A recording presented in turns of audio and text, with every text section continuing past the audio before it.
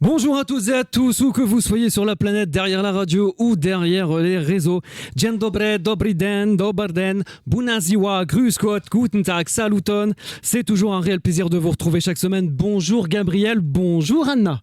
Bonjour Jérôme, bonjour à toutes et à tous, bonjour Gabriel, c'est Bienvenue à l'Est, épisode 44, saison 2. À la réalisation, on retrouve Eric Moréchan. Bonne joie Eric. Bună ziua Eric, Gabriel d'Antoine qu'on retrouve cette semaine. Tu vas nous parler de musique et de voyage. Et tu vas nous emmener où? Aujourd'hui, je vous emmène en Allemagne, à Munich. Oh Munich, que des souvenirs. Vas-y. Et, très bien, et les charts, donc la musique ce sera à 19h23 et le voyage ce sera à 19h36. Côté invité, nous avons l'honneur de recevoir Marzena Moskal de l'Institut polonais de Paris. Bonjour Marzena, bienvenue sur Armada. Bonjour, dzień dobry, dobry wieczór, merci beaucoup pour l'invitation, je suis honorée, merci. C'est une actrice internationale, elle joue dans 6 langues. Bonjour Sarah Novak. Bonjour. Bienvenue sur Armada. Merci. Et nous parlerons aujourd'hui aussi du recueil de poésie de Sylwia Majerska, Blancseigne chez Gallimard. Vous savez qu'on est au mois de mars et qui dit mois de mars dit francophonie. À cette occasion, nous avons le plaisir d'accueillir l'invitée du 20h, Zuzana Benzeshova, étudiante en français à l'université. Bonjour Zuzana. Bonjour. Bienvenue sur Armada. Merci. Et on salue notre photographe et Sophie, notre vidéaste et régisseuse plateau. Aujourd'hui est peut-être un jour particulier pour vous. On vous souhaite un bon anniversaire, si c'est le vôtre. Comme pour nos stars du jour, bon anniversaire au comédien macédonien Cole Angelovski dit Nicolas, ayant une carrière active depuis 1962 avec plus de 50 films à son actif. Oui, bon anniversaire aussi à l'actrice et à la chanteuse polonaise Katarzyna Dabrowska. Elle était en concert cette semaine à Varsovie avec le quintet Janusz Bokassi. Ou encore au rappeur polonais Kabuzaju. Ou encore à la réalisatrice et scénariste macédonienne Teona Strugar-Mitevska. On lui doit Dieu existe, son nom est Petrunia, film dont on vous a déjà parlé. En ce moment, elle est en post-production d'un autre film, Mother, un biopic sur Mère Teresa. Bon anniversaire enfin au chanteur allemand Olaf Henning. Le nouveau clip de son tube Die Manege est leer est sorti aujourd'hui, histoire d'avoir la patate. Et puis vous le voyez à l'écran pour ceux qui nous suivent sur les réseaux, on ne l'oublie pas, bon anniversaire à notre Éric Durand national. Et puis aussi au niveau des pensées, parce qu'il y a aussi des disparus. Pensée du jour au célèbre physicien allemand, suisse, autrichien et américain Albert Einstein. Ça c'est Olaf Hennig.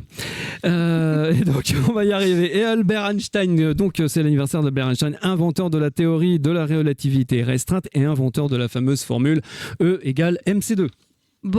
Pensée du jour également au poète estonien Christian Jacques Peterson, l'un des fondateurs de la littérature ainsi que de la langue et de la poésie moderne estonienne.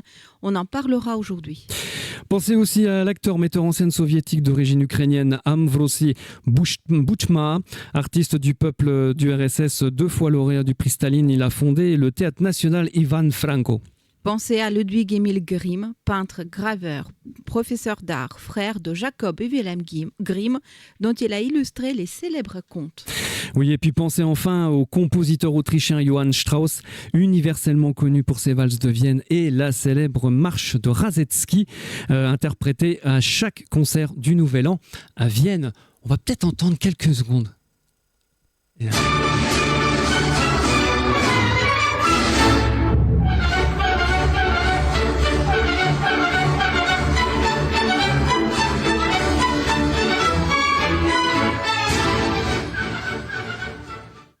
Voilà, non mais on aurait pu aller jusqu'à la tonique. On passe tout de suite au cinéma. Prenez note, la 20e édition du Festival L'Europe autour de l'Europe se tiendra à Paris du 15 au 29 avril prochain. Fondée par la cinéaste serbe Irena Bilic, qui a été entre autres l'assistante réalisatrice de Spike Lee. L'Europe autour de l'Europe est un festival de cinéma d'art et d'auteurs au rayonnement européen. Son objectif, renforcer le réseau professionnel audiovisuel européen, faire connaître par le cinéma la culture européenne dans dans toute sa diversité et réfléchir à son identité et sa singularité. On retrouvera les catégories habituelles avec le prix Sauvage Cortot. On vous tiendra au courant de l'actualité de ce festival riche en rencontres cinématographiques et puis surtout aller dans les festivals. La 22e édition, et ça ce coup-ci c'est en Bulgarie, c'est la 22e édition des Sofia Meetings. C'est une plateforme professionnelle dédiée aux projets cinématographiques d'Europe centrale et orientale qui se tiendra donc cette année du 19 au 23 mars prochain. Pendant 5 jours, réalisateurs et producteurs auront l'occasion de présenter leurs projets de premier, deuxième ou troisième long métrage afin de trouver de futurs coproducteurs, vendeurs ou distributeurs. Les professionnels du secteur assisteront également à des projections privées de projets à différents stades de post-prod, favorisant ainsi les contacts avec les décideurs clés et les opportunités de réseautage. Le module pitching de long métrage du forum présentera 11 longs métrages de fiction. Une série sera également présentée. 7 films seront présentés dans la section projet de banque, le seul volet non présenté publiquement. À noter que ce sont des projets de toute nationalité, roumaine, bulgare, tchèque, chypriote, géorgienne, voire au-delà, avec des films espagnols, portugais ou encore américains. Avant de retrouver notre première invitée, Marzena Moskal de l'Institut polonais de Paris, voici quelques images de Pologne. Bienvenue en Pologne.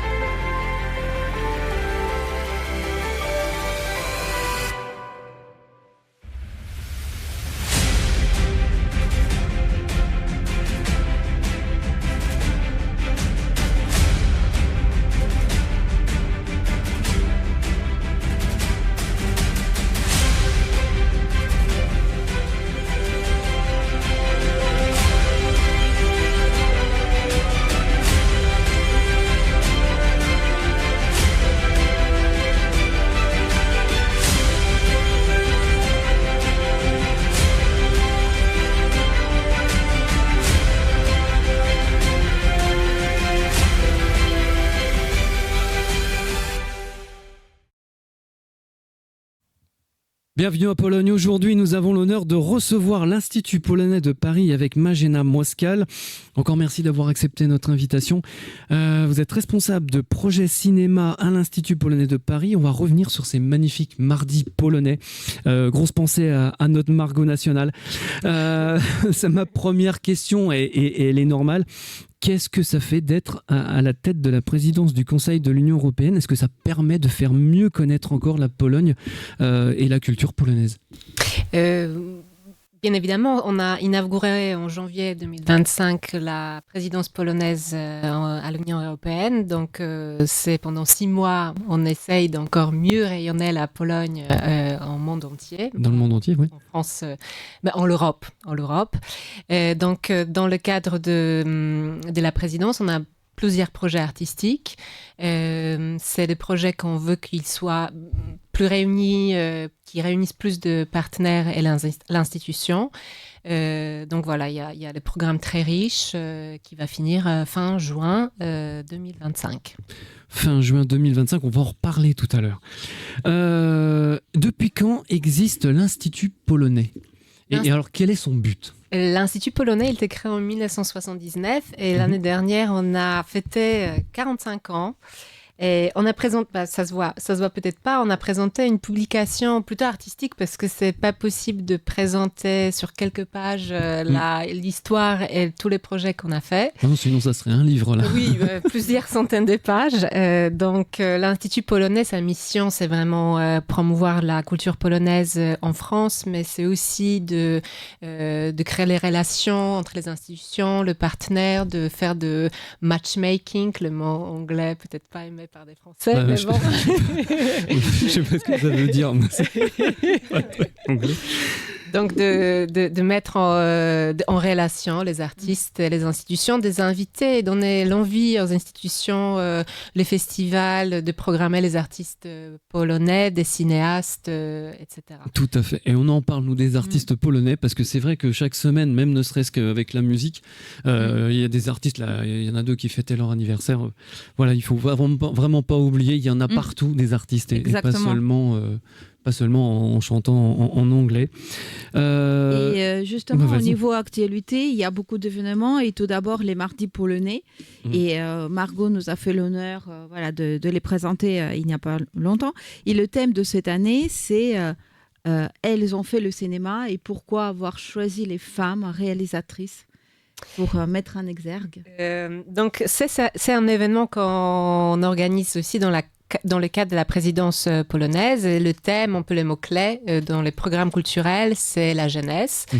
Donc, on s'est dit qu'on va présenter des premiers films de femmes, c'est des premiers films de fiction de femmes, long métrage. Et ces longs métrages faits par des cinéastes très importantes polonaises vont être précédés par de cinéastes hommes. Ces premiers films d'école, vraiment les débuts de grands cinéastes, peut-être plus connus que des cinéastes femmes. Donc ça, on avait envie de faire cette mariage, mélanger ces deux visions de cinéma. Et on est très fiers parce que déjà, le public est au rendez-vous, mais on invite tous les gens qui n'ont pas encore pu venir au cinéma Reflet Médicis. Donc les cinéastes, notre réalisatrice, elles sont là pour présenter ces films. Donc le 18 mars, le film L'homme heureux. On va voir justement la fiche, au moins déjà de l'événement. C'est à la fois donc Andrzej Mund qui fait qui donc présentera un court métrage de. Donc le court métrage, c'est le film de Andrzej Munk. Donc petite balade à Varsovie, un court métrage magnifique, en plus en version en couleur. Donc c'est vraiment extrêmement beau. Et ensuite, le film de Małgorzata Szumowska, Szczęśliwy człowiek, je profite de donner le titre en polonais, bien sûr, qui font des bruits, Szczęśliwy człowiek, L'homme heureux, et c'est le film de Małgorzata Szumowska qui a une carrière internationale assez importante. Donc voilà, elle sera là avec le chef opérateur de ce film, qu'elle continue de travailler avec lui. Donc ils vont être là le 18 mars au cinéma Reflet Médicis. Et voilà, le premier film qu'elle a fait en 2002. Et pourquoi justement ce film? Parce que c'est certes son premier. Parce que c'est son premier. C'est son premier. Oui, c'est son premier. C'est son premier film de fiction. Ses courts-métrages, avec ses courts-métrages, elle a commencé déjà la carrière et elle était reconnue par les festivals de cinéma à Cannes pour les Ciné-Fondations. Et avec ses films, c'est le premier film de fiction qu'elle a fait après ses études.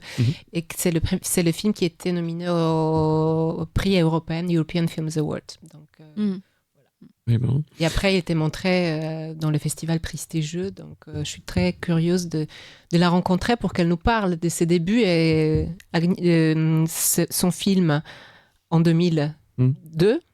Et maintenant, comment elle a évolué. Elle évoluait, effectivement. Et alors, ce qu'il y a de bien, c'est que le public, il peut réagir, il peut communiquer avec la réalisatrice. Tout à fait. Donc, après la projection, on invite le public de rester avec nous pour échanger avec la réalisatrice. C'est moi qui commence le débat, mais après, je laisse le micro au public. C'est le public qui est plus important. En général, c'est toujours le franchissement de parler au micro.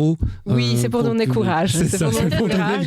Et après, moi, j'adore. Utile. C'est pour entraîner. Oui. Très bien, en plus, le premier, c'était Agnieszka Holland. Oui, qui est quand même un monstre sacré du cinéma. Enfin, c'était un grand honneur qu'elle a accepté cette invitation. Donc, on a pu présenter son premier. C'est pas son premier film, ça on a un peu triché. Mais ça fait partie de films qu'elle a fait en Pologne. C'est les dernières qu'elle a fait avant son départ à l'étranger. Et donc, elle était là avec nous. Les rencontres, il était magnifique. Elle est extrêmement généreuse et tout ce qu'elle raconte, c'est vraiment Ah bah, très c'est- intéressant. Donc, grande dame de cinéma et grand honneur de la voir. Exact. Et on utilisait l'image d'elle pour l'affiche. Mhm. C'est le cadre de... D'ailleurs, on peut Oui. peut-être la revoir sur C'est- l'affiche. C'est le... Effectivement, c'est elle sur l'affiche. Eric, juste avant. En tout cas, ça vient de tournage de son premier film, La Fièvre, de 1980. Voilà, c'est elle avec la caméra. Je pense que cette image forte, mais avec les couleurs claires, je pense que ça représente. Non, mais c'est ça qui est bien parce que la Pologne, c'est rouge et blanc. Oui. Là, on a mis du jaune, mais c'est. On Non, est bien mais- expérimenté, mais on est... La même gamme de couleurs. Mais bon. Voilà, c'est ça. Non, Mais c'est le vrai. jaune, c'est le printemps, justement. C'est... un Ouais, petit hommage à l'Ukraine, peut-être, avec bleu Avec et du bleu. jaune. Donc, Exactement. voilà. On était ravis de l'avoir avec nous. Voilà. Et l'affiche qu'on a vue tout de suite avant, en fait, c'est l'affiche justement de cette soirée le 18 mars. Il faut vraiment venir parce que c'est vraiment des films de très grande qualité. Et d'ailleurs, c'est une photo issue du film. Oui, et c'est toute l'identité visuelle faite par Marta Basak, c'est notre artiste, qui effectivement elle a pensé de travailler avec les images, avec les couleurs, le cadre. Et voilà, donc Małgorzata Szumowska, elle sera avec nous.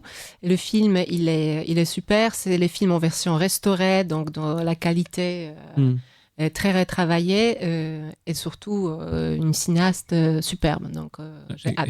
Exact. Et puis donc ça dure jusque On finit et on termine le 1er juillet. le 1er juillet. Avec Eh ben, le c'est film de Magdalena Łazarkiewicz, Serre de Agnieszka Holland. Donc vous voyez. cool. Oh là là.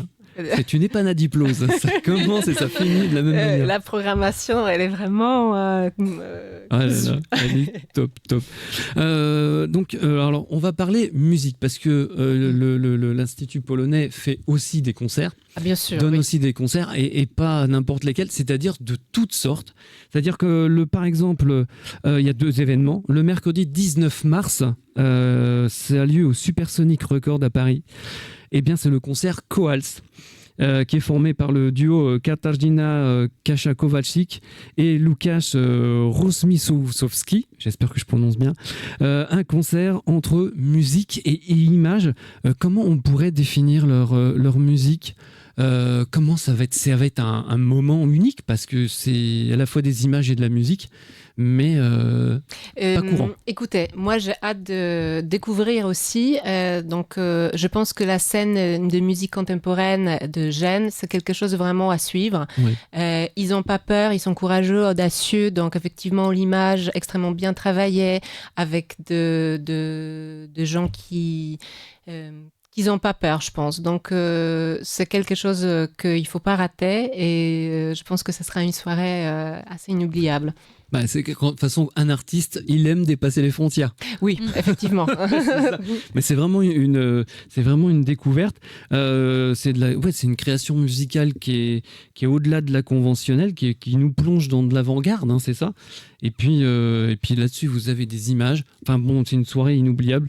Vraiment à voir. Donc retenez, hein, si vous êtes libre le 19 mars à 20h, c'est au Supersonic Records. Et il va falloir que je retrouve, en fait, c'est où l'adresse Je n'ai plus l'adresse de... Moi non plus. On vous par donnera. contre, oui, On exactement. vous donnera l'adresse. On vous Mais donnera on a l'adresse sur les réseaux. l'adresse du concert suivant. Voilà. Ah oui. Et puis il pas faut qu'un peu. vraiment pas le rater. C'est le mardi 25 mars. C'est le 25 mars à 20h à la salle Gaveau. À Sagavo à Paris. C'est 45 rue de la Boétie à Paris. C'est une salle mythique. Et c'est pour le concert Amadeus avec l'orchestre de chambre de la radio polonaise, dirigé par la chef Anna Duszmal-Mroz. C'est une très grande chef polonaise. Oui, très grande chef polonaise. Donc, on a hâte, c'est vraiment aussi dans le cadre de la présidence polonaise. Donc, on est très content qu'on a pu avoir cet concert si prestigieux avec Hélène Mercier et Hugh Lee. Donc, 2 pianos en même temps, c'est assez rare. Donc, un bel événement le 25 mars, salle Gaveau à Paris. Exactement. Alors au programme, il y aura du Karol Szymanowski, du Wojciech Kilar, du Frédéric Chopin, du Ludwig van Beethoven, Wolfgang Amadeus Mozart, bien sûr, ça s'intitule Amadeus. C'est franchement, c'est l'orchestre de chambre. C'est donc musique classique. Oui, c'est une musique classique. Ils sont assez nombreux, donc ça va être un bel événement et qui nécessite de notre part aussi un grand travail. Donc, et les places sont à réserver sur le site de l'Institut polonais. Exactement. Donc, on vous invite de visiter notre site internet de l'Institut polonais et là-bas, vous pouvez s'inscrire pour assister à cette concert. Ça, c'est génial. Moi, j'aime bien parce que c'est vraiment varié. Quand on regarde le programme de l'Institut, c'est vachement riche. C'est très, très riche. Il y a de jazz, il y a de musique de gêne, entre guillemets. Il y a la musique classique de plusieurs niveaux. Par exemple, aujourd'hui, il y a à Nancy, à l'Opéra de Lorraine, il y a le concert spécial de chef polonaise Marta Gardolinska, L'âme slave, qui est dédié aussi aux femmes ukrainiennes, donc une belle soirée. On en a parlé la semaine dernière. Voilà, donc ça se passe aujourd'hui. Exactement. Dans 40 minutes. Voilà. Et puis le 24 mai, il y aura la nuit de la littérature aussi. Oui, il y a la nuit de littérature. Donc, vous voyez, je ne peux pas vous dire de plus par rapport à la personne qui va représenter la Pologne. En tout cas, c'est une belle initiative qu'on organise depuis plusieurs années avec FICEP, donc le Forum de l'Institut culturel qui sont basés à Paris. Et, donc, chaque pays invite une poétesse, un poète, donc une belle soirée, possibilité d'échange, de goûter aussi souvent de la nourriture qui l'accompagne ces rencontres.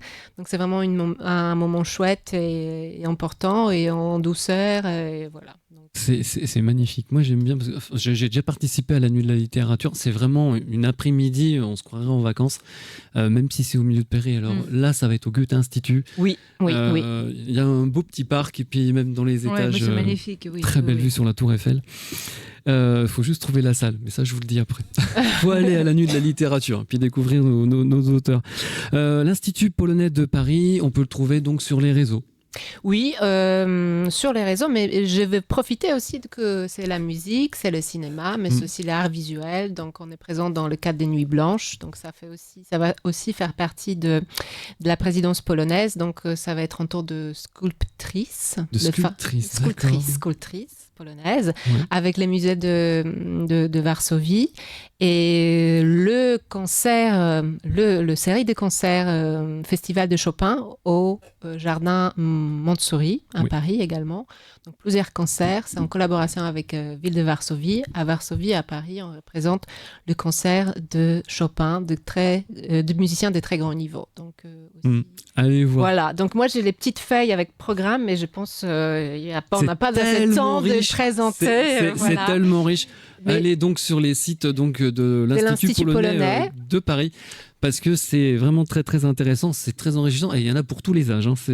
Voilà, donc le site internet, l'Instagram, Facebook et Twitter. Et l'adresse pour le concert du 19 mars à Supersonic Paris, c'est 9 bis rue Biscornet dans le 12e. Voilà, 12 rue Biscornet dans le 12e. Merci beaucoup. C'est moi qui vous remercie pour cette... puis on va continuer justement à parler de la musique avec les charts de Gabriel. C'est parti. Direction la Biélorussie, avec plus de 500 000 vues en seulement 4 jours et une place de numéro 1 sur YouTube. Maya Michiel frappe fort avec son dernier titre, Gorod Angelov, la ville des anges. Et ce n'est pas juste une chanson, c'est une véritable expérience cinématographique. Le clip, c'est une grosse production digne d'un film. On a des décors soignés, beaucoup de figurants et quelques effets spéciaux. L'action se déroule dans un lieu un peu étrange, quelque part entre un château de sorcières tout droit sorti d'un conte de fées et un building type post-soviétique. Dans cet immense bureau, des candidats viennent passer une audition pour trouver l'amour. Moyennant évidemment de l'argent. Donc ils se retrouvent à signer un contrat, tandis que les employés qui portent des grandes ailes blanches s'amusent à décocher leurs flèches de Cupidon en plein cœur des postulants. Donc cette industrie de l'amour est ici représentée avec une touche d'humour grinçant. Les anges comptabilisent leurs matchs comme dans une version surnaturelle des applications de rencontres. Mais tout bascule quand le collègue de la chanteuse lui plante une flèche dans le cœur. À cet instant, ils deviennent inséparables et redeviennent mortels par la même occasion. L'univers visuel est sombre, presque inquiétant, mais la musique, elle, reste très douce et envoûtante, créant un contraste fascinant, une pépite à découvrir absolument. Et puis, donc, du coup, le deuxième.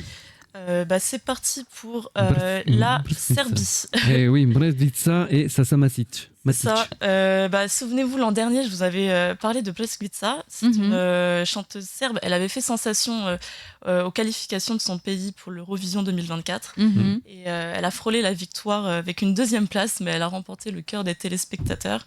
Mais elle ne s'arrête pas là, puisque son nouveau titre, Snijeg, qui signifie la neige, cartonne déjà et s'impose en tête des classements en Serbie, Croatie, Bosnie-Herzégovine, mais aussi la Macédoine du Nord. Et pour cause, un clip envoûtant où Brezvica nous plonge dans un paysage hivernal, évidemment, à couper le souffle, entre montagnes majestueuses, forêts immaculées ou lacs gelés. La chanteuse, elle, drapée dans un manteau de fourrure noire, contraste joliment avec l'univers blanc où elle se balade. Côté texte, elle nous parle d'amour, de ses tourments et de ses espoirs, avec cette phrase marquante notamment « Les chemins du bonheur sont étranges ». Et elle partage ce morceau en duo avec Sasa Matic, qui lui réchauffe l'atmosphère, bien installé près du feu. Leur rencontre finale scelle un moment d'émotion intense, porté par leur voix puissante. Et avec plus de 2,4 millions de vues en seulement 5 jours, Brezvica continue de séduire les Balkans et prouve qu'elle est bien plus qu'une étoile filante. Pour finir en beauté, un petit passage par la Roumanie, où Tsanka Uraganu frappe encore un grand coup. Aïe. Ah, lui, c'est une star. Toujours, son dernier titre, Meneito, 47 millions de vues en 3 mois et top 1 YouTube.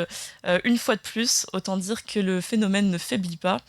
Pas de surprise côté clip, des filles qui dansent, des grosses voitures et même un poids lourd américain tout phare allumé, du pur Tsanka Uraganu. Pas la peine de chercher du symbolisme. Ici, l'objectif est simple, du fun et de la fame. Et puis ce morceau qui est en featuring avec Costel Bijou mélange une fois de plus sons orientaux, danse sensuelle et move façon TikTok, un cocktail explosif taillé pour faire danser. Côté performance, Tsanka est fidèle à lui-même, lunettes de soleil, chaîne en or, pas de danse vraiment minimaliste, mais en tout cas une présence qui fait toujours son effet. Et histoire d'enfoncer le clou, il ne cache pas son ambition. Il veut que ce titre devienne aussi culte que Despacito. Un rêve un peu fou, mais avec des chiffres pareils, qui sait. Ouais, ça pourrait donner, ça pourrait donner. Ouais. Hein. En tout cas, écoutez, si vous voulez l'énergie et du lâcher prise. Ah bah c'est... C'est Tsanka Uraganu, moi j'allais que dire de plus. C'est son genre. C'est homogène. C'est son genre, oui. C'est homogène. Il est 19h28 sur Armada. On passe tout de suite à l'agenda. Un agenda, une exposition avec une exposition collective internationale de 12 photographes intitulée Temporary Views, comprenant des photographies, entre autres, de la jeune artiste slovaque Diana Takatsova, qui est à découvrir en ce moment dans les stations de métro à Paris, comme Bastille, Hôtel de Ville, Georges V, La Chapelle, ou quand la capitale française devient un véritable musée, glissez-vous dans le métro. Tout à fait. Et également la 19e édition du Festival cinématographique d'Europe centrale orientale et d'Amérique latine à l'Est s'ouvre ce soir, en ce moment, avec Family Therapy de Sonia Prozenc, en présence de la réalisatrice, et demain et dimanche auront lieu des séances de documentaires et de fiction en présence des réalisateurs, et la clôture du festival et la remise des prix, c'est pour dimanche à 18h15 au Centre Tchèque de Paris. J'ai vu Family Therapy, c'est géant, il faut aller le voir.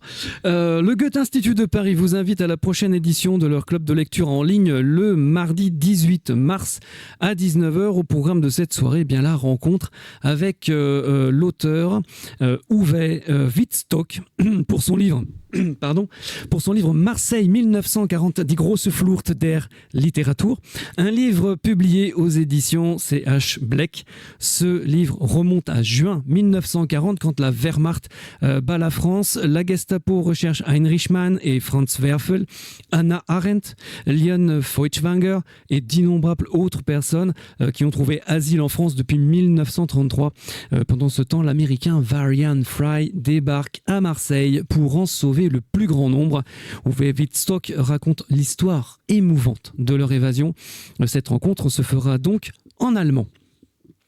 Et maintenant, faisons la fête. Eh Et ben aujourd'hui, oui. on vous amène dans toute l'Europe de nouveau. Et oui, le 14 mars, on fête le printemps en Albanie. C'est une fête très ancienne et très populaire en Albanie, même si son nom, Dita Veres ou Vereza, se traduit par jour de l'été. C'est plutôt une fête qui célèbre le printemps, le renouveau. Autrefois, du temps du calendrier julien, c'était le 1er mars, le premier jour de l'année. Les origines de cette fête sont païennes. La veille au soir, on allume des feux de joie pour chasser l'obscurité de la saison hivernale. On parfume les maisons de violettes. Les grands-mères et les mères préparent les fameux balokoumia, sorte de macarons réalisés avec de la farine de maïs. Et puis depuis 2004, c'est un jour férié, une véritable fête nationale célébrée dans une atmosphère familiale et traditionnelle en Albanie. En Estonie, toujours le 14 mars, on fête le jour de la langue maternelle qui marque l'anniversaire de Christian Jack Peterson, qui exerça une influence sur la littérature estonienne par l'intermédiaire de sa traduction allemande de la Mythologica Finnica du finlandais Kristofien Ganander. Il y ajouta des développements personnels sur les dieux des anciens estoniens, posant ainsi les premières pierres d'une mythologie qui joua un rôle important dans le développement de la culture estonienne. Et puis demain, 15 mars, on file en Hongrie et c'est la fête nationale qui commémore la révolution de 1848 contre les Habsbourg. Pour la plupart des gens, le 15 mars, c'est un jour férié de détente avec des commémorations de la révolution de 1848, des réunions politiques. Les restaurants, les cinémas et les musées sont alors ouverts le 15 mars et de nombreux musées sont gratuits ce jour-là. Le 17 mars, en Lettonie, est la journée commémorative du mouvement de résistance nationale. Elle a été créée en juin 2021, à l'initiative du président Egils Levits et sur décision du Parlement. En choisissant la date du 17 mars, les autorités lettonnes honorent les élites lettonnes réagissant à la fois à l'occupation allemande, mais aussi soviétique. Et puis enfin le 19 mars, le Liechtenstein fêtera la Saint-Joseph. Les fidèles assistent à des messes et des célébrations liturgiques. On porte des vêtements de couleur rouge. La fête de la Saint-Joseph est particulièrement significative pour les artisans et les travailleurs liechtensteinois, Saint-Joseph étant le patron des charpentiers. Mais le 19 mars n'est pas un jour férié au Liechtenstein. Non, il faut aller travailler. Dans un instant, notre prochaine invitée, l'actrice internationale Sarah Novak. En attendant, place au voyage avec Gabriel, direction Munich. Bienvenue dans ce 3e numéro de En route vers l'Est, la chronique qui vous embarque avec moi dans mon voyage en train à travers l'Europe. Et quand on est en route vers l'Est, on passe souvent par Munich, alors en route vers la capitale de la Bavière. Munich, c'est cette ville à la fois traditionnelle et dynamique, où le passé et le présent se côtoient harmonieusement. Obligé de parler du fameux Oktoberfest, la grande fête de la bière. Oh oui. La grande fête de la bière où presque 7 millions de visiteurs viennent boire chaque année 7 millions de litres de bière. Ah oui. Toujours avec modération parce qu'on est en France. Cette fête folklorique a été créée en 1810 à l'occasion du mariage du roi Louis Ier de Bavière et de Thérèse de Saxe. Mais au-delà de ça, Munich reste une destination qui vaut le détour toute l'année. Très touristique, Munich séduit par son charme, sa richesse historique et son ambiance conviviale. Fondée en 1158 sur des terres qui appartenaient à des moines, d'où son nom qui est dérivé du Mönch, moine en allemand, la ville a su évoluer en conservant son héritage. Donc aujourd'hui, Munich est prospère, industrielle, mais aussi cosmopolite et chaleureuse. Côté patrimoine, la ville regorge de trésors. Les amateurs d'art sont comblés par les 2 pinacothèques d'art ancien et moderne, qui figurent parmi les plus grandes galeries de peinture au monde. Les passionnés d'architecture admireront les tours jumelles de la Frauenkirche, l'église Notre-Dame du XVe siècle, ou encore l'imposant hôtel de ville sur la célèbre Marienplatz, au cœur de la ville, avec ses nombreux restaurants et commerces. Effectivement, on déambule de place en place. On a Karlsplatz, Odeonsplatz, Königsplatz, avec son allure inspirée de l'Antiquité grecque, et bien sûr la charmante Platz, dans la vieille ville, aux rues pavées et belles maisons bourgeoises qui nous donnent un petit aperçu de ce à quoi Munich ressemblait autrefois. À quelques pas de là, d'ailleurs, on a la Hofbräuhaus, l'une des brasseries les plus célèbres du monde, qui nous plonge dans l'ambiance festive de la culture bavaroise. La bière de la cour et des armées bavaroises y est brassée depuis 1808. Mais si vous voulez une bière accompagnée d'une bonne schnitzel... Toujours avec modération.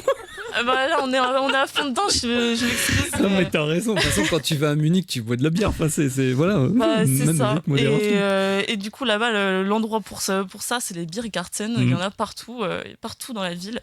Mais sinon, direction aussi, d'ailleurs on peut le voir à l'écran, et celui-là, je l'ai trouvé dans l'emblématique et immense marché Victualian Market, qui depuis 200 ans accueille, c'est un lieu de rencontre en tout cas, où on partage des verres sur ces grandes tablées en plein air. Et où on peut acheter une baguette. Bien sûr. Et je continue sur la bière parce qu'elle se boit partout, mais notamment dans les grands espaces verts de la ville. C'est assez impressionnant, il y en a partout. Les Munichois aiment se détendre, faire un barbecue ou se baigner le long du fleuve Isar. On y propose de nombreuses activités en plein air, bains de soleil, piscine ouverte, lac ou cinéma open air. Son parc le plus célèbre, c'est le Jardin Anglais, qui s'étend sur 400 hectares, ce qui en fait l'un des plus grands parcs urbains au monde. Assez impressionnant. Et ici, justement, spectacle insolite, une vague stationnaire sur l'Eisbach qui attire les surfeurs en plein cœur de la ville. C'était un véritable show à ne pas manquer. C'était vraiment étonnant. Non, mais c'est vrai. Toi, tu l'as vu aussi. Ouais. Franchement, même Sophie l'a vu. On est parti là-bas à Munich en vacances, pour vous dire, il y a très très longtemps, mais ça existait déjà. Et c'est impressionnant. On se croit vraiment à la mer. Et puis c'est une ambiance de vacances en plein milieu de la ville. C'est impressionnant, ouais. Très vert. En tout cas, entre histoire et modernité, tradition et innovation, Munich est une ville dynamique où il fait bon vivre et surtout où il fait bon s'arrêter sur la route vers l'Est. Ouais. Donc c'est parti pour une minute vidéo, comme d'habitude, pour une halte bavaroise. Bonnes vacances. Merci Gabriel. En route vers l'Allemagne, à Munich, capitale de la Bavière. On passe de place en place, au cœur de la ville, jusqu'à la fameuse Marienplatz et son impressionnant hôtel de ville.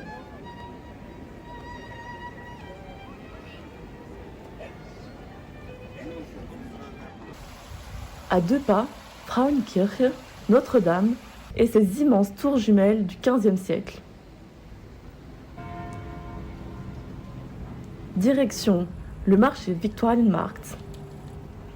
Décontractée et pleine de charme, il fait bon vivre à Munich.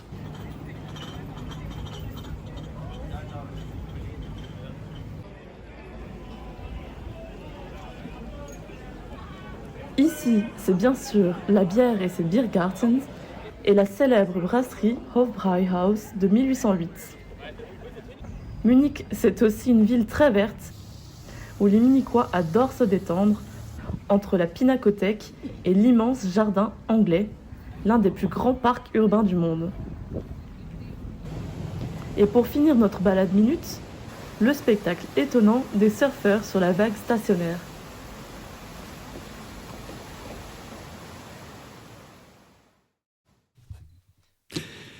Ah, Munich, des souvenirs, mon Dieu, il faudra qu'on j'y retourne. Elle revient tout juste d'Italie, Sarah Novak fait 1m78, 1m78 de talent. Elle est actrice, elle est mannequin, elle est interprète et traductrice, elle est sportive, elle joue au football et elle fait du skate. Si on me met sur un skate, je tombe. Sarah Moi Novak, aussi. pas du tout. Ça vole, c'est génial. Elle est polyglotte. Elle partage sa vie entre Rome et Paris. Artiste internationale, elle est représentée par Talented in Paris à Paris, chez Tiziana Deodato en Italie, à la Centrale pour l'Espagne et chez Slavic Artist pour la Serbie et la Croatie. Encore bienvenue sur Armada. Sarah, première question. Qu'est-ce qui t'a amené à devenir actrice ? Alors, tout d'abord, merci beaucoup pour l'accueil, parce que c'est une très belle énergie. C'est vraiment un plaisir d'être là ce soir. Alors, qu'est-ce qui m'a amenée à être actrice ? J'ai toujours été fascinée par, en fait, comment une image peut communiquer quelque chose. Et je pensais faire du mannequinat. Je pensais que le mannequinat était vraiment la voie, parce qu'en fait, je voyais des très belles mannequins en faisant des photos. Et j'étais toujours fascinée par ça. Et du coup, je me suis lancée dans le mannequinat. J'ai vécu plein d'injustices et c'était très très dur pour moi. Je suis même tombée dans une forte anorexie et du coup c'était très dur. Mais voilà, j'ai continué à faire mes études de langue, j'ai continué à faire des photos. Et à un moment, je me suis juste dit, mais en fait, je me sens hyper vivante en faisant des photos. Comment je pourrais faire plus ? Et vu que je faisais des études d'espagnol, anglais-espagnol, je me suis dit, mais attends, j'ai trouvé une compagnie Latinomania qui fait du théâtre en espagnol, juste pour tester. Et du coup, j'ai testé ça et je me suis dit, waouh, genre, je me sens vivante, je me sens bien. Et j'ai dit à mes parents, moi, j'ai envie d'être actrice, j'ai envie de faire une école. Et j'ai commencé comme ça. Et puis, ça m'a vraiment sauvée de l'anorexie. Donc, ça m'a vraiment redonné une sens de vie, de joie, le goût de vivre. Ouais, voilà. Ça, c'est génial, ça. Voilà. Et donc, de fait, maintenant, tu parles 6 langues. Oui. Bientôt 7. Dans les 6 langues, il y a le français, il y a l'anglais, l'italien, l'espagnol, le serbe, le croate, j'en oublie. Portugais. Le portugais. Comment ça t'est venu de parler autant de langues ? C'est la question que je reçois tout le temps. Non, mais c'est ça. Mais c'est logique. Parce que c'est polyglotte. Ah oui, en fait, ça a commencé. Donc, je suis franco-serbe. Je parle français et serbe depuis ma naissance. Et j'étais dans un lycée français en Serbie. En tout cas, au collège, on a commencé à avoir les langues. Ouais. Et moi, j'étais toujours différente. C'est-à-dire, je faisais du foot. Et j'ai eu beaucoup de moqueries quand j'étais jeune. Et quand on a commencé à avoir les langues, quand on a commencé à avoir l'anglais, vu que je parlais pas bien, et j'avais des élèves très très forts de diplomates, des Serbes qui avaient des profs privés, du coup c'était aussi une source de moquerie. Et déjà j'étais toujours hyperactif, hypersensible, voilà. Donc on a commencé à se moquer de moi, et du coup je me suis dit mais bon en fait j'en peux plus, et j'ai commencé énormément à travailler mes présentations en anglais pour ne pas avoir de moquerie. Et là, en fait, j'ai commencé à apprendre en fait, à juste parler. Et ensuite, j'ai eu l'espagnol au lycée. J'ai eu ma meilleure amie qui parlait super bien. On parlait tout le temps. Et ensuite, voilà, l'italien est venu. J'ai commencé aussi à l'apprendre. Et puis voilà, le portugais est venu parce que je voulais comprendre une skateuse du Brésil. Mais en tout cas, ce qui compte, c'est que c'est beaucoup de travail, beaucoup de travail en tout cas. Et le fait que je me suis exposée... face à ma peur, quand j'étais très jeune, parce que c'était très très dur pour moi, je pense que ça m'a mis qu'aujourd'hui je suis très à l'aise de parler les langues devant les gens, parce que j'ai surmonté la peur d'être moquée, d'être critiquée, parce que je l'ai vécu. Voilà. Et aussi l'amour. L'amour. C'est marrant. L'amour et la langue, c'est vachement proche. À chaque fois, il y a souvent de l'amour dans souvent, on apprend la langue parce qu'on rencontre qu'on la aime. personne qui parle une langue qu'on ne parle pas. Exactement. Et voilà. Et parce qu'on aime. Moi, je pense que vraiment, toutes les langues que j'ai apprises et que je parle, c'est parce qu'il y a un amour derrière. Je les aime. J'aime la culture, j'aime les gens, j'aime... Voilà, c'est tous des langues latines, donc c'est très proche au français. Bon, il parle le serbe et maintenant le russe que j'apprends. Et pas le croate. Ouais, serbo-croate, c'était une même langue, là c'est 2 langues.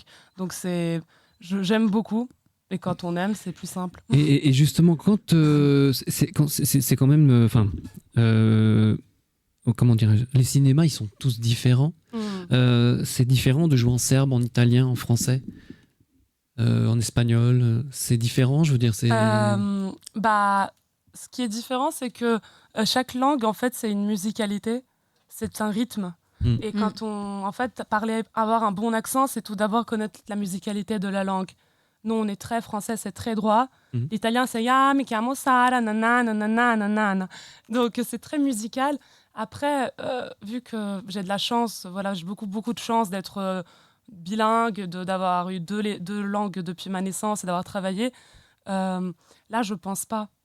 C'est-à-dire que je joue et je pense pas. C'est comme si je parlais dans ma langue maternelle. Donc, C'est génial. Bravo. Vraiment bravo.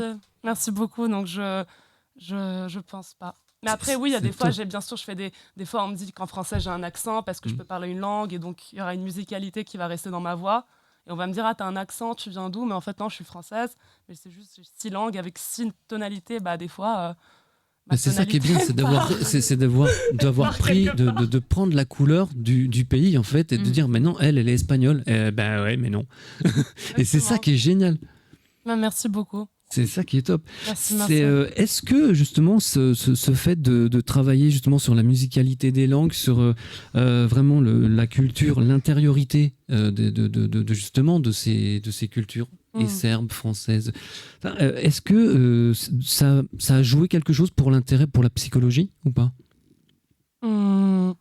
Alors oui, parce qu'en fait moi je dis d'abord que j'ai toujours quelque chose à apprendre. Il y a beaucoup de choses que je ne sais pas. J'ai des talents en langue, mais il y a plein de choses où je suis vraiment pas bonne. Par rapport à la psychologie, bah oui, en fait, parce que c'est une manière de penser. Quand on regarde l'anglais, qui est très... Moi, par exemple, c'est pas ma langue préférée, l'anglais, parce que c'est très catégorique. C'est très dans des... My name is... C'est très dans des... Comment dire? Dans des cases. Et en fait... même quand ils parlent, comment ils s'expriment, leur manière d'être, oui, ça joue beaucoup. Par exemple, les Italiens, Espagnols, il y a beaucoup ce côté latin, le côté latin, d'ouverture, exubérant. Voilà. Et voilà. Donc par rapport à ça, oui, c'est très différent. Il y a un film qui est intéressant à voir, et on va pouvoir le voir justement le dimanche, si je ne m'abuse. On a pu te voir donc, dans l'affaire Vința Curi de Dragan Bieroglic, avec ce personnage donc, du docteur Simona, mais aussi dans Armée. On l'a vu, de Bojana Momirovic. Aujourd'hui, tu as l'affiche du film Filigrane de et avec Élise Lissag. On va pas tarder à voir l'affiche. C'est une comédie, mais pas seulement. Il a été présenté à Barcelone, en Espagne, au Sex Education Film Festival au mois de février dernier. C'est un film très profond puisqu'il parle aussi, au-delà d'être d'une comédie, il parle aussi du consentement sexuel. Exactement. Donc moi, j'ai eu la chance d'être... c'est mon première fois en tant qu'assistante réalisatrice, seconde assistante réalisatrice d'Élise Lissag, qui est une talentueuse comédienne. On voit l'affiche d'ailleurs. Vous pouvez voir, et le talentueux aussi acteur Tom Lefebvre. Donc Élise est une super actrice et qui a aussi réalisé. Elle a déjà fait des courts-métrages qui ont été dans des festivals. Et donc là, elle a décidé de faire en fait Filigrane. Et Filigrane parle d'un couple de 35 ans, tous les deux avec un vécu, qui se retrouvent en fait lors d'un dîner. Et en fait, qui partagent leur première nuit intime. En fait, le film a eu comme but de faire réfléchir sur le consentement, sur la manière de faire, sur ce qu'on nous apprend, de comment bien faire, parce que quand même, une relation intime, c'est très profond. Donc voilà, et c'est tout d'abord une comédie, mais ça fait réfléchir. Donc ça fait rire et ça fait réfléchir. Et puis comme tu disais, on a eu de la chance, on a été à Barcelone. Et on a eu de la chance de vraiment discuter avec des professionnels de l'industrie, des psychologues, des gens qui sont vraiment dans le métier. Et alors, qu'est-ce que ça fait de passer derrière la caméra? Ça m'a donné envie de réaliser.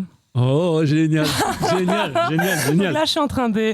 Bah oui, ça m'a donné de réaliser. Et puis, voilà, j'ai beaucoup de rôles que j'aimerais faire. Et puis, le cinéma, moi, je viens juste de commencer, mais le cinéma prend beaucoup de temps. Et j'ai des contacts dans la production, dans plusieurs pays aussi. Et j'ai une idée d'un scénario que je suis en train de développer. Donc, j'aimerais vraiment réaliser. Et voilà, ça m'a donné envie de réaliser. C'est génial. Alors justement, Filigrane, ce sera d'ailleurs donc au programme de la soirée des Projos de Greta, le dimanche 23 mars à 19h45 au Luminor Hôtel de Ville, 20 rue du Temple à Paris, dans le 4e. Attention, c'est une soirée interdite aux moins de 16 ans. Voilà. Et ah oui, il faut préciser. Hein. Faut préciser. Faut préciser. Hein, voilà. Ma fille ne peut pas y aller. qu'on se Pas pense à encore. elle. Voilà, parmi, donc il y a 2 prochains films, 2 longs métrages qui vont bientôt sortir. Est-ce qu'on peut dire quelques mots dessus ou pas? Ou ça reste encore secret? Ça reste secret pour confidentialité, mais D'accord, voilà. d'accord. Il y aura Mm. 2 films supplémentaires, donc 3 films. Déjà 2025, ça va être une superbe année. Ça va être 2025, ça a commencé très. J'ai eu vraiment un choc émotionnel au début de l'année, donc Oui. ça vraiment, il y a eu toute ma vie qui a complètement changé. Donc c'est vraiment une année, je pense que depuis, j'entends aussi qu'autour de moi, des gens vivent des choses très différentes. Donc c'est une année avec plein de surprises. exactement. Et ben en matière de surprise, moi je vous propose de partir en espagnol, en français et en anglais avec Sarah Novak. À tout de suite. Tiens, Nicolas Dumont, mais quelle surprise. Oui, je cherchais une clé de chez moi que j'ai laissée ici. Tu pensais venir quand je n'étais pas là? Excusez-moi, je suis nouveau ici. Comme tout le monde. Les escaliers sont juste là.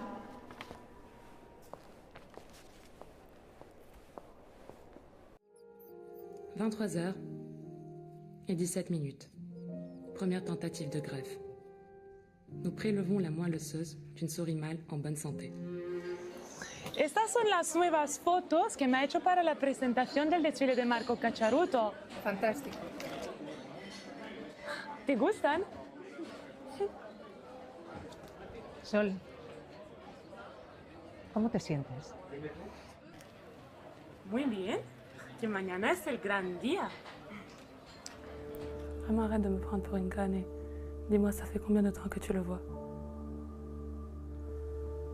Combien de temps tu couches avec lui et tu me prends pour une conne? Parle-moi. Je prends un petit selfie? Allez, vas-y. Je suis prêt.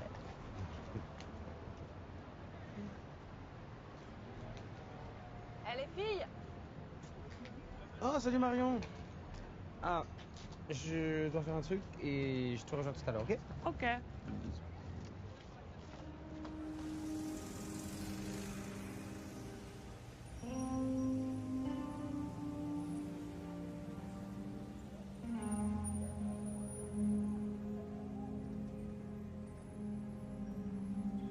Ça va ma chérie. Yes, I'm just feeling car sick. Te dejo esto, que me pagues un Coca-Cola.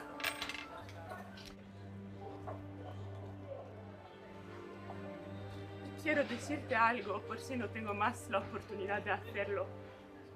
Gracias por todo lo que me has hecho vivir hasta ahora.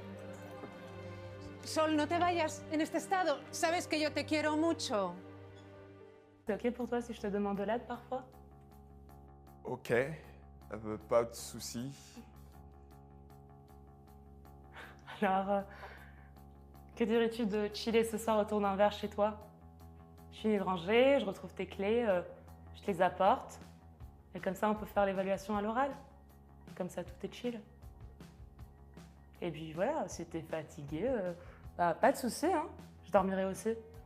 Ok, en soi ça me va. J'ai hâte.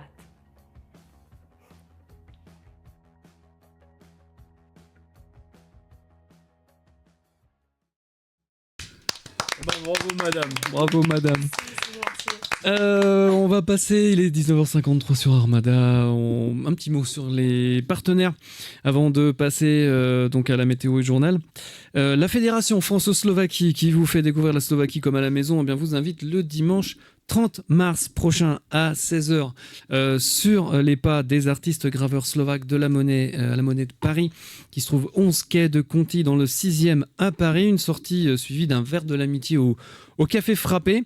Et puis pour suivre l'actualité de la Fédération France-Slovaquie, ben une adresse, france-slovaquie.com. Et puis aussi sur les réseaux sociaux. Et puis tiens, on va continuer à voyager. Quelques images de la Slovaquie. On y va.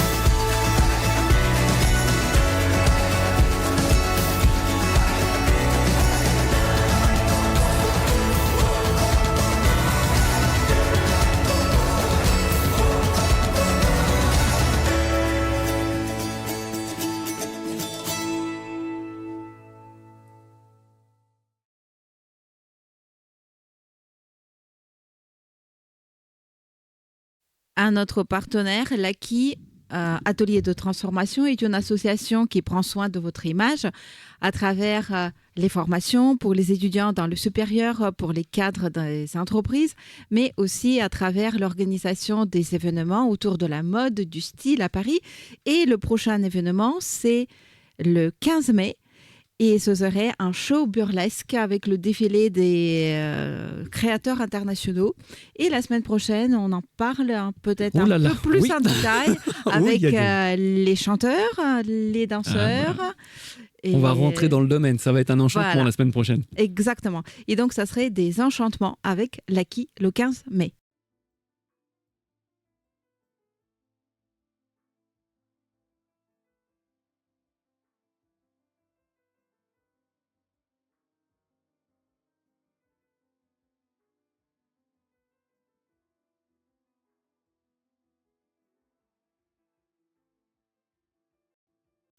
Et puis enfin, si vous rêvez de vacances inoubliables dans un endroit paradisiaque, au milieu des montagnes, à skier, plonger dans un spa, une piscine, un jacuzzi, en train de boire du champagne dans une ambiance de fête, en vous plongeant dans les traditions et les trésors cachés de cette magnifique région qu'est le parc de Maramureș, cette magnifique région de Roumanie, eh ben, il ne vous reste plus qu'à contacter les chalets Aima et Aikokoa sur internet, aima-aikokoa.ro. Elles parlent français et puis elles vous attendent à bras ouvert. Place aux images, place aux vacances.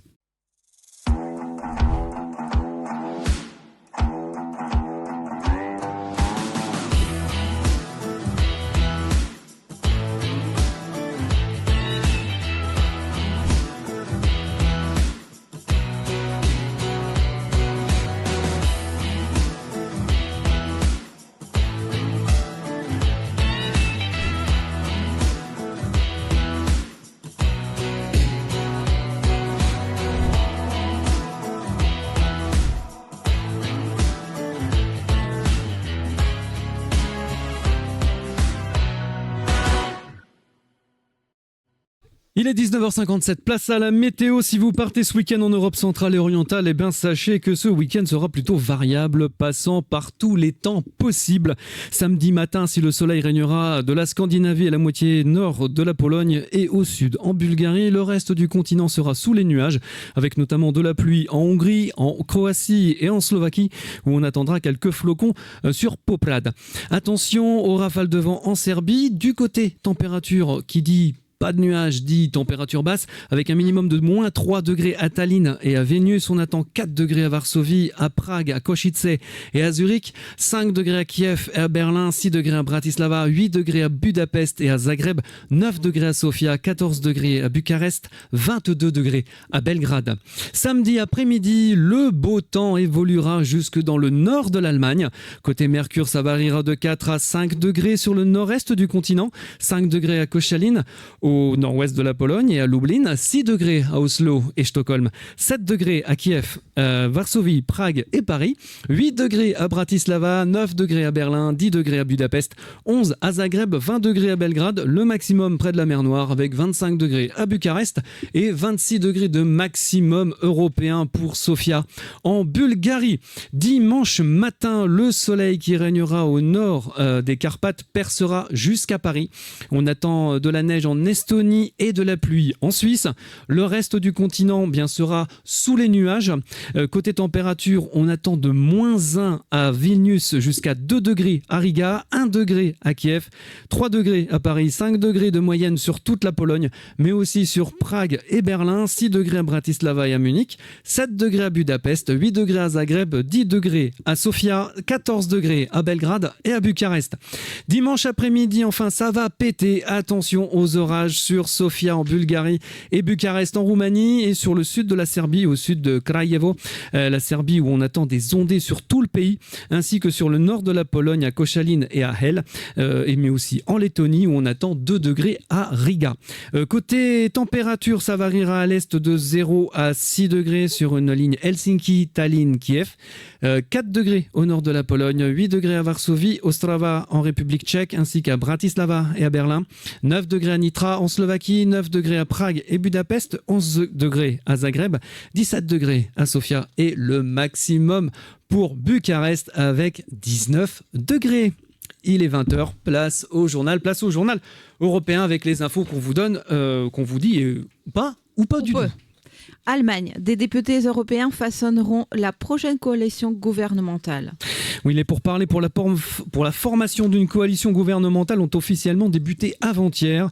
L'Union chrétienne démocrate, la CDU de centre-droit et leurs alliés bavarois, la CSU, espèrent finaliser les derniers détails de l'accord avec les sociodémocrates, le SPD, dans les 12 prochains jours, et élire le CDU Friedrich Merz au poste de chancelier, et ce, avant Pâques. La concurrence pour obtenir un siège à la table des négociations a été féroce, mais 11 députés européens ont été retenus, 6 de la CDU, 4 du SPD et 1 de la CSU, avec notamment des chrétiens démocrates, David McAllister, membre de la Commission des Affaires étrangères du Parlement européen, et Daniel Caspary, de la Commission du Parlement européen sur le commerce international, mais aussi président de la délégation CDU-CSU. On peut aussi ajouter Denis Radke de la Commission de l'Emploi et des Affaires sociales du Parlement européen. Oui, du côté de la CSU, on trouve la bavaroise Angelika Niebler de la Commission de l'Industrie, de la Recherche et de l'Énergie du Parlement européen.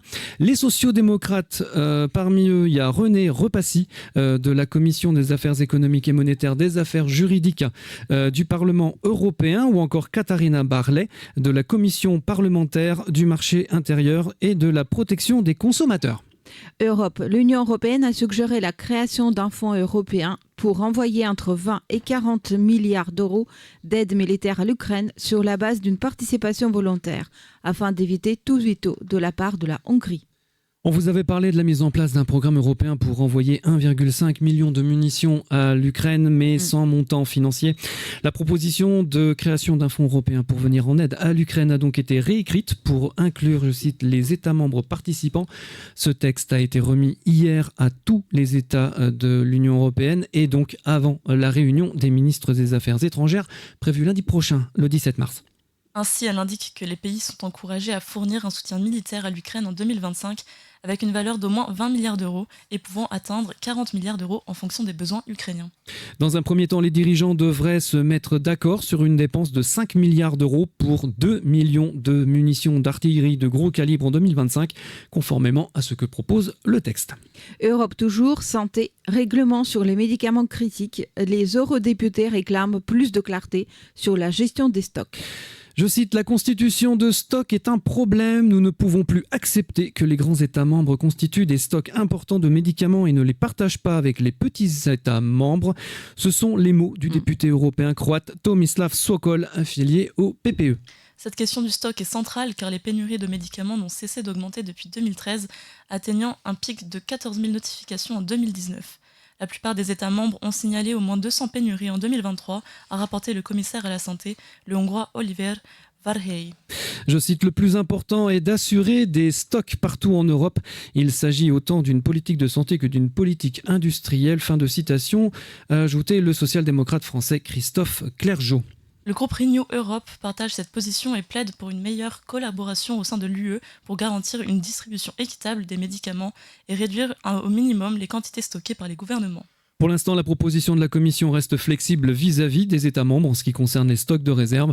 La proposition de loi suggère simplement aux États de l'Union européenne de veiller à ce que, je cite, toute exigence imposée aux entreprises de la chaîne d'approvisionnement respecte les principes de transparence et de solidarité.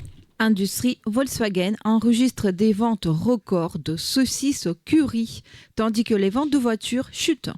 Oui, à l'occasion d'une conférence de presse mardi, le groupe Volkswagen a dressé le bilan d'une année difficile. En 2024, le géant a vendu 5,2 millions de voitures de la marque VW, soit 9 millions pour l'ensemble du groupe, qui comprend les constructeurs Audi et Škoda. Mais aussi surprenant que cela puisse paraître, le groupe automobile a vendu 8,55 millions de saucisses au curry qu'il produit depuis les années 70 dans son usine de Wolfsburg. C'est 200 000 de plus que l'année record précédente, ce qui correspond presque au nombre de voitures vendues. Et oui, la charcuterie... Pardon. La charcuterie provenant de la boucherie de l'entreprise est devenue un produit culte en Allemagne.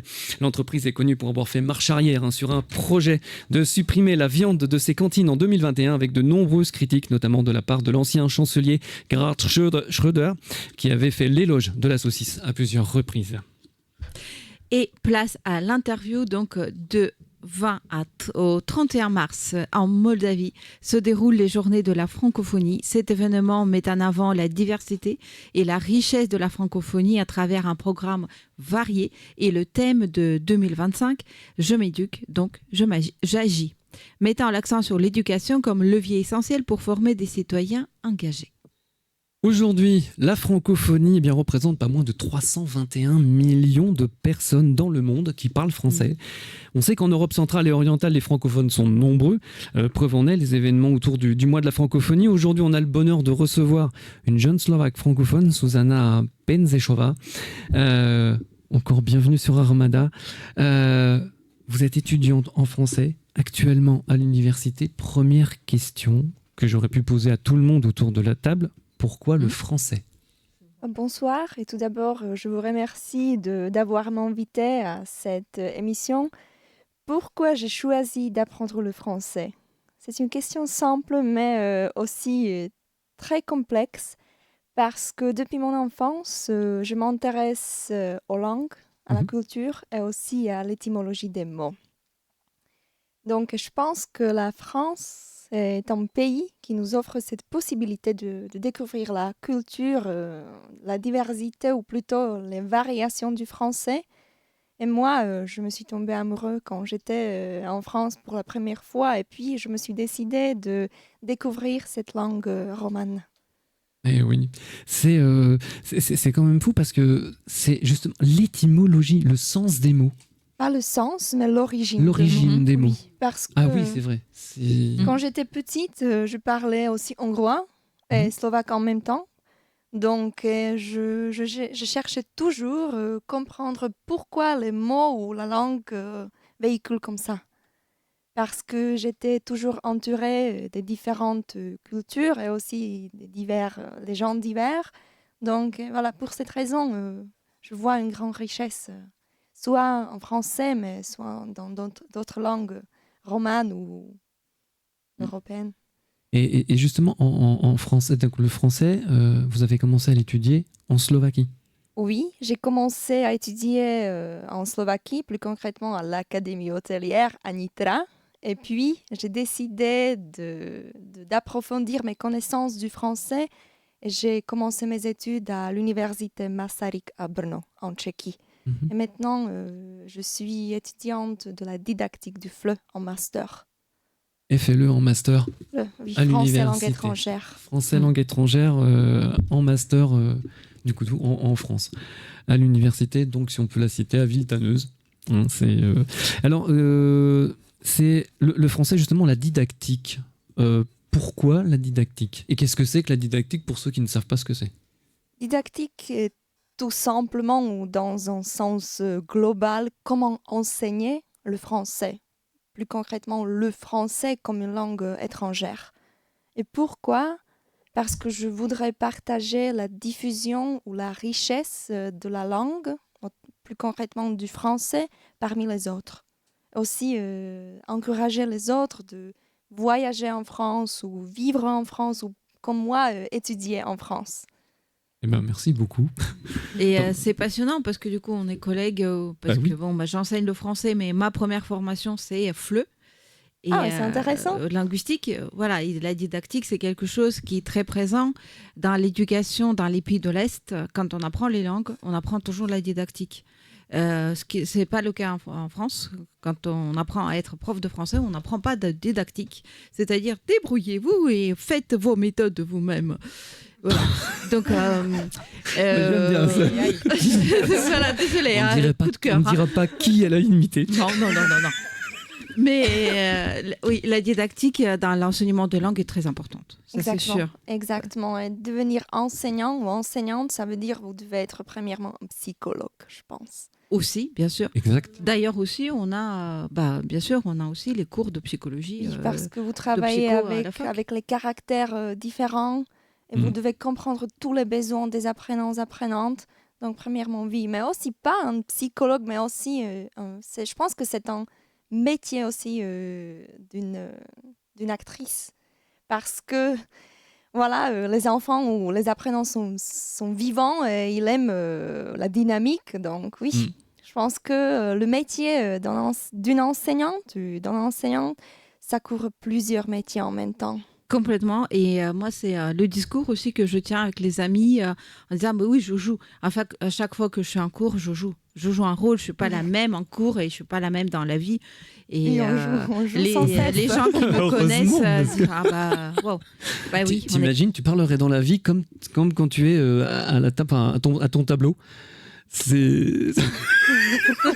Je serais très difficile à vivre si je parlerais comme ça, parce que je suis une prof très stricte. Enfin, stricte. En même temps, je peux rigoler avec les élèves, mais on joue un rôle. C'est sûr. Oui, mais je pense C'est que sûr. vous devez être très strict, mais pas strict, mais je pense qu'il est nécessaire d'avoir la discipline.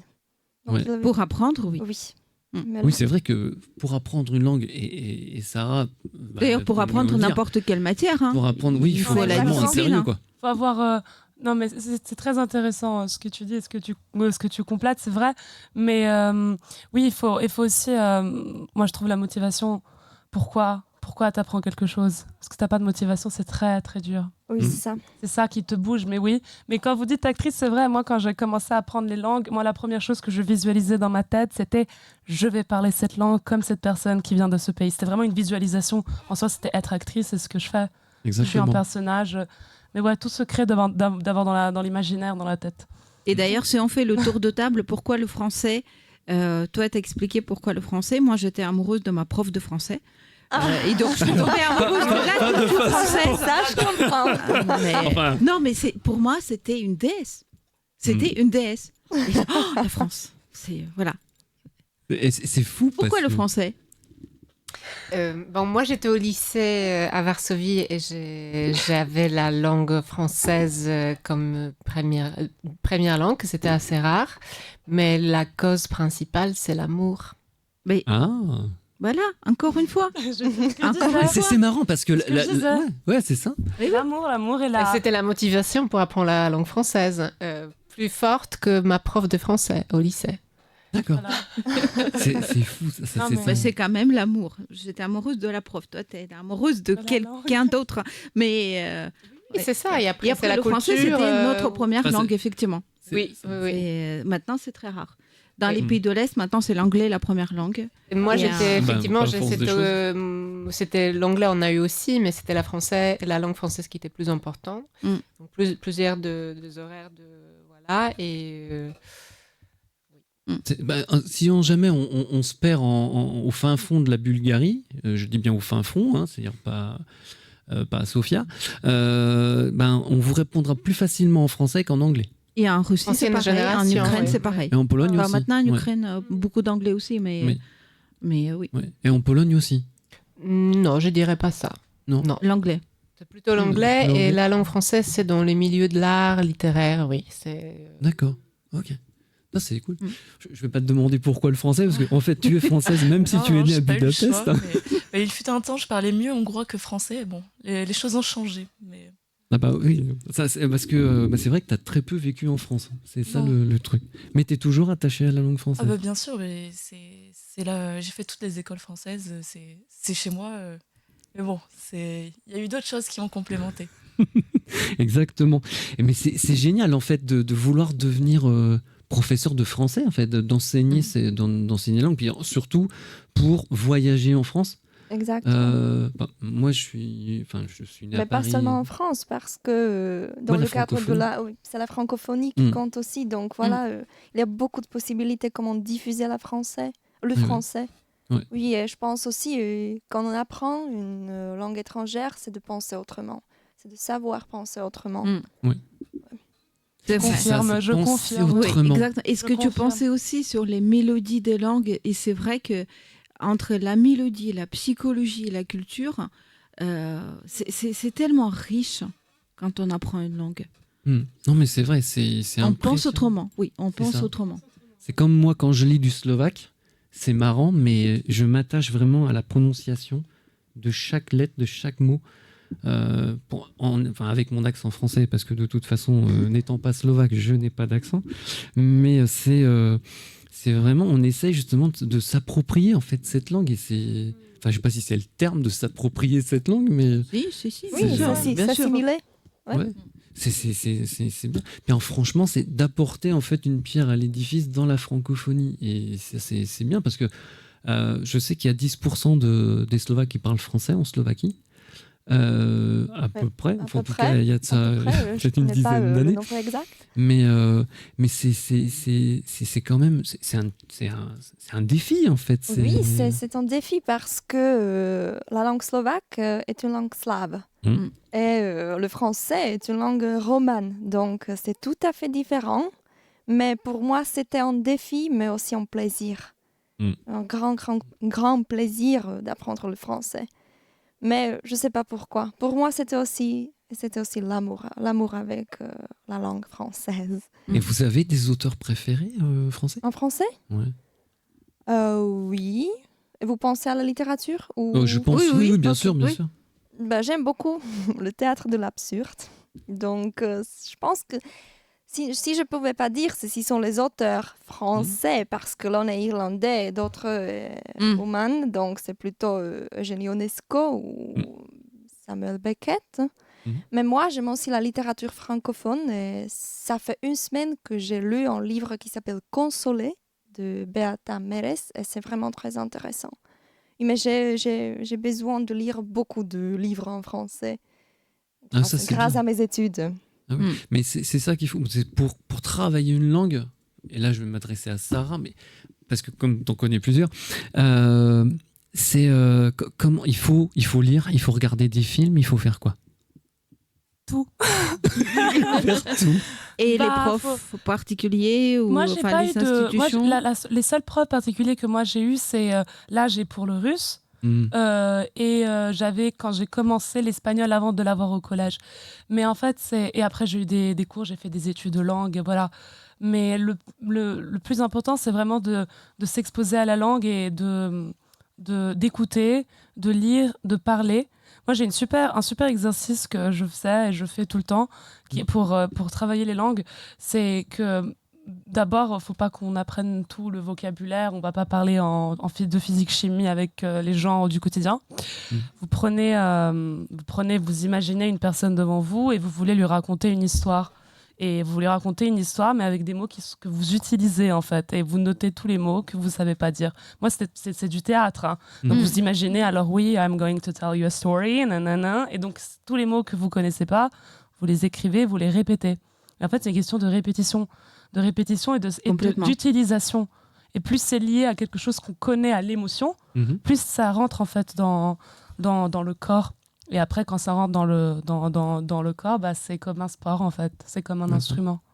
C'est génial. Alors, si on demande la même chose en espagnol...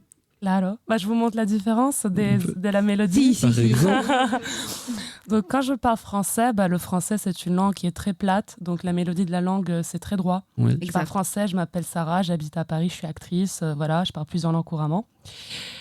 Kad pričam srpski, malo je drugačija melodija, jer je melodija malo je, kako da kažem, veća, pričam čist beogradski akcenat, znači melodija je drugačija. Y bueno, cuando hablas español es que la melodía es un poco más rápida, porque los españoles hablan muy rápidamente y que la melodía de la lengua es muy rápida. Bene, quando parlo italiano c'è una cosa che anche usi le mani, c'è vero che quando parli italiano stai usando le mani per parlare. Cioè, è differente. Cioè, anche cambio. Je suis en train de changer. Ma personnalité change. Anglais, c'est très hello. My name is Sarah. I'm from Paris. And I'm an actress. And I'm here in the studio with some amazing people. I'm from the US. And so people speak like this. Voilà. Et il me reste quoi? Le russe. Le português. Eu falo português. Eu aprendi o português porque eu falo um pouco o português do Brasil. Eu aprendi o português porque eu falo espanhol. Eu queria entender uma entrevista de uma skatista brasileira. Voilà. C'est magnifique. Merci, wow, bravo. Brava. Bravo, franchement. Oui, ça sera pour une prochaine fois. On peut même parler en polonais, mais... Voilà, j'ai pas prévu on n'a pas prévu de poésie en polonais, c'est marrant. Non, mais on avait prévu un peu de poésie, mais pas en polonais. Mais c'est dans un instant, ça. En français. C'est alors, justement, on va revenir de cette aventure. Donc là, Susanna, ça fait combien de temps que vous êtes en France? Ça fait 3 mois. Ça fait 3 mois. La dame. Le choc. Ça fait 3 mois. Non, mais l'année dernière, j'ai fait le stage à l'Institut slovaque de Paris pendant D'accord. 2 mois. Mhm. Et puis, je me suis revenue. Je suis revenue au début de janvier de faire un programme d'échange Erasmus. Donc, ça fait 3 mois à peu près que je suis en France. C'est impressionnant. Bravo, Parle vraiment comme bravo. ça, mais Ouais. Merci. c'est impressionnant. Français, c'est très dur. Hein. Moi, Ouais. de toutes les langues que je parle, je trouve que c'est extrêmement dur. C'est difficile comme très langue, hein. difficile. Hein. Bah, c'est Très, peut-être très au dur. niveau. Est-ce que c'est au niveau des modes parce qu'on a l'indicatif, l'impératif, le plus que parfait. Enfin, il y en a un nombre Oui, incalculable de déjà, temps. oui, au niveau de la C'est- grammaire, Oui, oui. moi, c'est ma langue maternelle, je parle depuis. Mais je pense que c'est aussi la phonétique et la phonologie qui peut C'est vrai, semble... c'est vrai qu'on a pas mal d'idiomes, enfin Oui. des on, des on, des un, des. Mais c'est très intéressant d'étudier ça parce que moi, j'intéresse aussi à la phonétique et à la phonologie et aussi à la prosodie parce que je travaille avec ces éléments. Et c'est vraiment très intéressant parce qu'en France, vous avez les voyelles, les consonnes ou tout simplement le son qui n'existe pas en slovaque ou Exact. en tchèque. Oui, ou en c'est polonais. vrai. Et aussi en polonais, oui, parce que ce sont les langues slaves et c'est toujours très intéressant de voir la façon dont les apprenants apprennent ces sons. Ouais, c'est ça. Ouais, mais Ah, c'est vrai que- c'est un vrai sport, Mm. véritable sport, Oui, mouvement. parce... Ouais, parce qu'en slovaque, on prononce tout, enfin en slovaque, en tchèque, en russe, en ukrainien, en polonais, on prononce tout, enfin à première vue en polonais, il y a ces 2 lettres qui peuvent en faire qu'une seule, et en fait, normalement, on ne prononce qu'un mot, enfin on ne prononce que lettre par lettre. Oui, avec ça. les accents, ouais. Et en polonais, on a donc justement des fois ces jumelles. C'est les diphtongues, les RZ, diphtongues. c'est je. Oui, voilà, parce qu'on peut faire l'exemple avec mon prénom, c'est Magena, donc on écrit RZ, mais c'est la lettre je. Donc, C'est ça. Oui, ça existe aussi en tchèque. mais c'est ça, trop difficile. ça existe des Z, c'est je. Des Z, c'est je. D'accord. Et CZ, Ch. che. D'accord. On en voit beaucoup des CZ, c'est pour ça. Deszcz. Ah, La d'accord. pluie. Ah là là là là. C'est magnifique.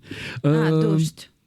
Oui, et dage oui. en slovaque. Mais c'est intéressant comment on apprend la langue française à l'école pour les enfants français, et c'est intéressant comment on apprend les étrangers la langue française. Parce que c'est pas la même approche. Non, Pas du tout, c'est pas du tout Donc les mêmes ça, c'est méthodes. très intéressant, Oui. parce que moi, maintenant, je suis à un niveau CM1 avec ma fille, et j'ai des choses encore à faire avec la langue française. Et encore, au lycée, quand ils nous demandent de faire des lettrines avec les sonnets et les giacs, alors là, déjà, à ce niveau-là, nous, on est un petit peu déjà largués. Alors j'imagine quelqu'un qui n'est pas du tout, qui est pas né en France, qui n'est pas natif. Si là, il est complètement paumé, c'est compréhensible. Enfin, nous, déjà en France, des fois en français, on est Oui, on se aussi pose des largués. questions, oui, On il y se a pose des choses qui ne questions. sont pas évidentes et qui... Oui. Mm. Donc voilà. Non, mais c'est ça. C'est la richesse de la culture française, en fait. Enfin, toutes les cultures sont riches, d'ailleurs, parce que, franchement, aller visiter l'Europe centrale et orientale, c'est pour ça qu'elle existe, cette émission, parce qu'on n'en parle pas assez. C'est des petits bijoux, c'est obligatoire. Franchement, allez-y. Hein. Dis-moi, on a un livre, là, qui est en train de nous... faire de l'œil. C'est Sylvia Mayerska qui a sorti ce livre Blanc Seing. C'est un recueil de poèmes. Est-ce que tu peux nous en dire un petit peu? Parce qu'il est assez unique. Il est à la fois, c'est de la poésie en prose. Tout à fait. Donc c'est un recueil de poèmes en prose qui se présente sous forme de petits paragraphes. Chaque poème, presque chaque poème, sauf le dernier, est dédié à une plante. Et chaque titre est en latin, ce qui paraît tout à fait normal, mais précédé d'un astérix. Ça veut dire que dans les ouvrages philosophiques ou linguistiques, quand on met un astérix, c'est-à-dire c'est un usage unique ou hypothétique, comme si le poème devenait un objet hypothétique, unique, presque fugace. Et chaque poème commence par des descriptions extrêmement fragmentaires de plantes, des parties des plantes, des fleurs, des tiges, des fonctions, des couleurs. Et se termine par un long paragraphe qui lie en général la science et la description métaphorique est très poétique. Et ce qui est intéressant, donc ce poème, ça se rapproche beaucoup des poèmes de Francis Ponge, surtout le parti pris des choses, où Francis Ponge fait la poésie avec des objets banals du quotidien, par exemple un cajot, huître, pain. Voilà. Et c'est pareil, donc c'est des descriptions très poétiques de chaque objet, et au début, on ne reconnaît pas l'objet. C'est pas forcément dit. Et comme les titres sont en latin, on ne sait pas forcément, on ne devine pas forcément quelle est la plante. Et on reconstitue dans notre imaginaire et on se dit alors il y a ça, il y a ça et ça. Et à la fin, donc il y a ce paragraphe parfois sur les recherches scientifiques, sur cette plante, sur les fonctions, enfin sur les propriétés médicinales ou quelque chose comme ça. Et c'est très intéressant ce contraste. Et d'abord c'est très beau, j'ai adoré vraiment parce que je suis pas, comment dire. Je préfère largement la prose que la poésie. Et la poésie en prose, c'est pas toujours... Enfin, ça accroche pas toujours. Bon, c'est Baudelaire, ok, mais c'est Baudelaire. Et là, j'ai adoré. C'est très poétique, c'est très fin, c'est léger. Et en même temps, comme il y a toujours cette recherche... au fur et à mesure en disant mais c'est quoi, c'est quelle plante, c'est génial. Voilà, moi j'ai beaucoup aimé. Moi je te propose, d'ailleurs je vous propose de découvrir un de ses poèmes. C'est donc Sylvia Majerska, c'est une poétesse slovaque. Je vais lire un poème qui s'appelle Castanea, qui bien sûr veut dire châtaignier. C'est voilà. On étouffe, mais tant pis, je ne l'ouvrirai pas cette fenêtre. Les branches sont de plus en plus proches. Les feuilles s'empressent de pénétrer à l'intérieur. Un arbre, bien plus indiscret qu'un vis-à-vis. Il ressemble à l'artisan peintre qui ravale la façade de l'immeuble voisin. S'étire comme s'il voulait peindre le ciel en vert. La couleur ne prend pas, mais sa persévérance finit par m'attendrir. Il résiste au vent tout au long de la nuit, le repousse, engloutit sa vitesse et sa force. Triomphe, s'affermit. Le bois est une chanson de gestes. C'est à peine si on voit remuer ses feuilles, à peine si on les entend bruire, d'un bruissement bien plus calme que celui de la mer. Mettez une coquille à votre oreille et vous y entendrez gémir les vagues. Ainsi est la coquille. Couloir de Sainte-Anne en miniature. La châtaigne, elle, renouvelle son vœu de silence. On ne sait à qui fait. Petite boule farineuse, recouverte d'un glaçage, couleur chocolat, explose au contact de la terre, plante la racine, puis tire un puissant coup de feu vers le ciel. L'arbre dessinera les différentes étapes de l'assaut. J'observe le calme paysage dynamité. Ces brevets les plus réussis, la nature les dépose sous la cuirasse polie d'un fruit sec. Nobelisable nature. Voilà, c'est signé Sylvia Majerska, c'est Blanc-Seing, c'est aux éditions Gallimard. Vous pouvez le trouver dans toutes les bonnes librairies et y compris sur le web. Il est 20h28, c'est l'heure de se quitter. Déjà. Déjà. Oui. Déjà, t'imagines. Non, c'est vrai. Merci à nos invités d'avoir accepté notre invitation. Merci beaucoup. À Marjena Moskal de l'Institut polonais de Paris. Je rappelle, les mardis polonais, elles ont fait le cinéma avec mardi 18 mars, mardi prochain à 20h, le film L'homme heureux de Małgorzata Szumowska. Au cinéma Le Reflet Médicis, une soirée présentée par la réalisatrice et qui sera précédée du court-métrage Promenade dans la vieille ville d'Andrzej Munka. Merci beaucoup Sarah Novak. Je rappelle qu'on peut te retrouver sur les écrans d'un Filigrane, un film d'Élise Lissag, le dimanche 23 mars à 19h45 à la soirée des projets de Greta au cinéma Lumineur Hôtel de Ville, 20 rue du Temple à Paris, dans le 4e arrondissement. Et attention, soirée interdite aux 16 ans. Au moins de 16 ans, ouais. Beau, merci beaucoup, Susanna Benzeshova. On vous souhaite le meilleur pour la suite de vos études. Je dirais même plus. Merci beaucoup. C'est un plaisir. Dziękuję veľmi pekne. Do skorého uvidenia. A ja dziękuję. Merci beaucoup, Sylvia.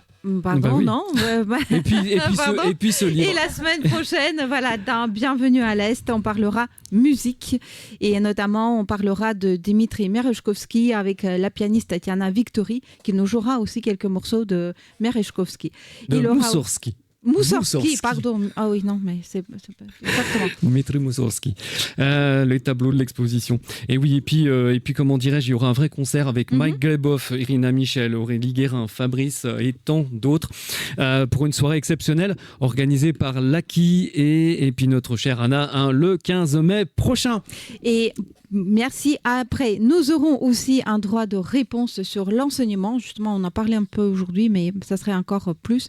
Merci beaucoup d'être de plus en plus nombreux à nous suivre sur les réseaux, sur Facebook, sur Instagram, sur notre page Bienvenue à l'Est. N'hésitez pas, abonnez-vous. Et puis merci beaucoup à Gabriel. Merci à vous. À la semaine prochaine. La semaine prochaine, tu nous emmènes où?